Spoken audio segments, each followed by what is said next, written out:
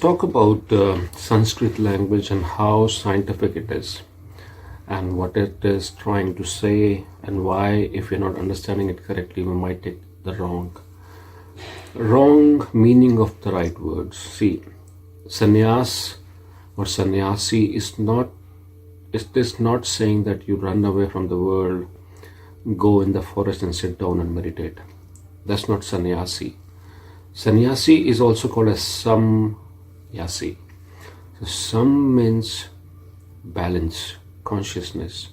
So there are three states: positive, negative, and the balanced state, the neutral state, conscious, where you're conscious, connected to your conscious. So samyasi, sannyasi only means you're connected to your conscious.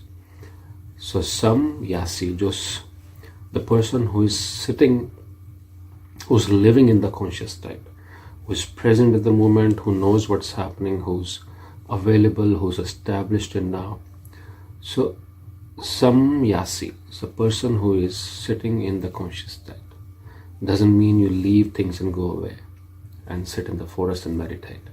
So wherever you are, you can become a sannyasi just by sitting in by connecting to your soul or to your conscious state.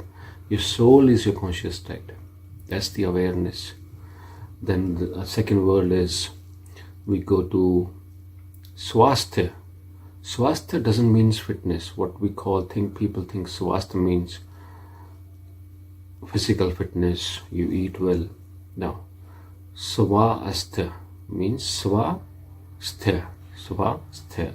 So you're sitting inside of you. Swa means inside yourself. Swa.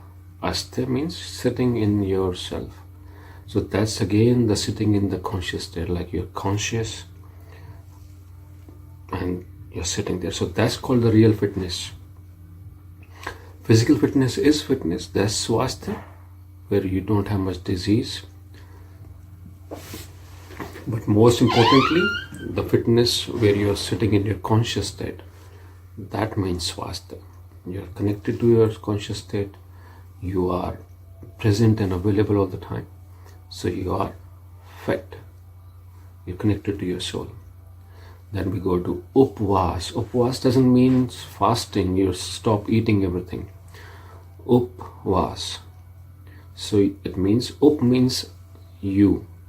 Vas means staying. So you're sitting inside you again. So you go to your core. You connect it to your center. Your center means the life inside you, the consciousness inside you. There's a center inside you where your life is sitting.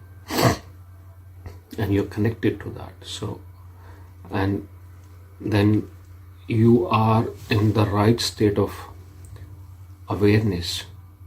Upvas doesn't mean that you stop eating. So you are doing the conscious effort. You're doing the right thing actually, instead of not eating things. So you're sitting inside of yourself and things, you're not overdoing things. You're not even leaving food too much or leaving things too much, and you're not grabbing things too much. You are right there in the consciousness. So you're sitting inside your center, in your center, and you're doing the correct thing. If you have to eat, feed the food, right food. You're not under eating, and then you're not getting spoiled from your senses and overeating. Sometimes we get spoiled from our senses. So sometimes our senses, six senses, we see food and we want to eat more, we smell it, we want to eat more. So you're not overspoiled from your senses. You're not overeating, you're not undereating. You're not going on longer fasting where you are bringing suffering on your body. So you're doing the right thing, you're sitting in your center. So upvas. Then there is another word which is called sahaj. Sahaj means two things. One is effort, like multiple things, but it means spontaneous, it means natural, and it means effortless. So if we connect all three, so the natural state is spontaneous state, and you have to be effortless. But we are stressing out so much, we're doing everything, but we are not effortless because we are not understanding that our natural state is the spontaneous state. Future is uncertain. Things are coming to you. You are on the receiving end. You are not on the creating end. So things are coming to you, but they're coming from future. And future is uncertain. So it means things are spontaneously happening. You can't plan for them. They're not, you can't predict them. It's unpredictable. They're coming to you spontaneously. So spontaneous is your natural state. So you don't have to be scared of future. You don't have to be anxious or depressed or sad. That's your state of life. But because, and then that's the natural state. How it becomes effortless? Because you're on the receiving end. You're receiving things from God. So means you have to leave everything to Him. So which means effortless. So you don't do anything, you're on receiving and you do your work effortlessly.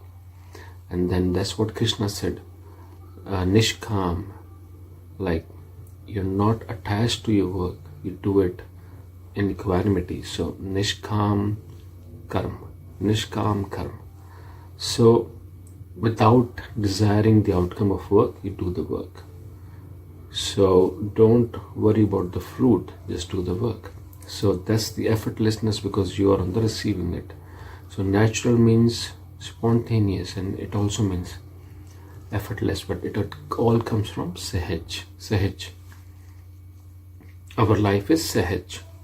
And then there's a word called Jagat. Jagat means universe. The one meaning of Jagat is universe, but the other meaning is something which is in moving. Jagat. Jo, something which is moving. Gat means moving. So universe is moving. It's a force moving towards future, taking me with it. Like I'm automatically every day getting old. I don't have to do anything extra. I'm just getting old automatically. The force is taking me with it. It's like we are in a box. If the box is moving this direction, no matter I'm moving there. In the box I'm moving there, but the box is moving there. So we all are going there. So universe is a force which is moving this way towards the future. It never goes backward. It always goes. So Jagat means universe which is moving forward, not backwards. So we have to be present in now and available and on the receiving end, but we are moving with this force forward. But if we are not available, we are not seeing what's coming, we are not aware of what's happening, then we are not moving. We are moving, but we don't know where we're going, or we don't know. We will be scared, we'll be stressed, but the only way the world has to move is forward, and it is taking us with it. It is taking us, but we are not available, we are not seeing it is taking us. So we have to be available to see where we're going. So Jagat doesn't mean world. It means something which is moving. Jagat. Then Om. Om is a combination of three sounds. So means Ma. So only three sounds in the entire universe where you don't move your tongue when you make the sounds. Every other sound you have to move your tongue. You can't make a sound without moving your tongue, but three sounds, three sounds you can make without moving your tongue. And when you make these sounds, you feel this in your belly button. There's a chakra over there. You feel this in your belly button chakra. Then you feel this in your heart chakra. Ma means it comes from your throat chakra. So it activates these three chakras. Om. So these three sounds activate your three chakras.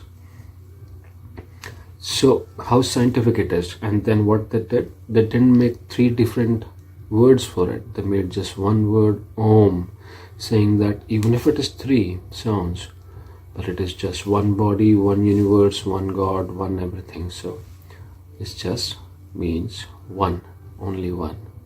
So three sounds, but the world is so beautiful. The word is so beautiful. It means only one thing, Om.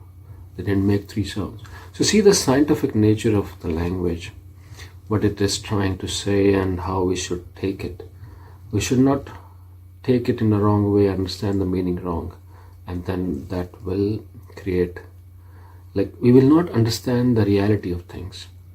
So if we need to be there, we understand the reality, we need to understand things correctly and see the scientific nature, how scientific this language is, what it is trying to tell us. It's not trying to run from anything. You have to be there, present, and that is everything. Thank you.